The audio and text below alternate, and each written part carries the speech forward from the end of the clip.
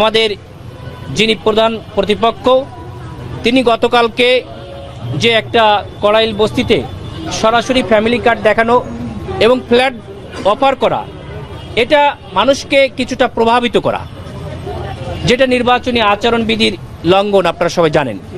এটার জন্য আমরা, সে যত বড়ই হোক না কেন, তাকে অবশ্যই আমাদের আইনের ঊর্ধ্বে কেউ থাকবে না। ইভেন আমি হলেও থাকবো না, আপনি হলেও থাকবেন না। এই যে আইনের শাসন আমরা নিয়ে আসতে চাচ্ছি, এই আইনের শাসনের জন্য আমরা লিখিত আকারে আমাদের একজন ভাই আজকে আমাদের এখানে অভিযোগ দিয়েছি।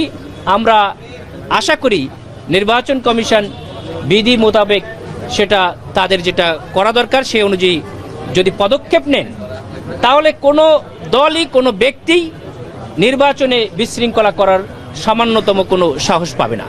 একটি সুন্দর সুষ্ঠু নির্বাচনের মাধ্যমে একটি সমৃদ্ধির বাংলাদেশের জন্য জাতি আজ তাকিয়ে আছে। আল্লাহ আমাদের এই প্রত্যাশাকে কবুল করুক, এই আশা আমি ব্যক্ত করছি। সকলকে আসসালামু আলাইকুম। এটা হবে না। আমরা পরস্পর সৌহার্দ্যের ভিত্তিতে যার যার আদর্শ তারা জনগণের কাছে আমরা তুলে ধরব।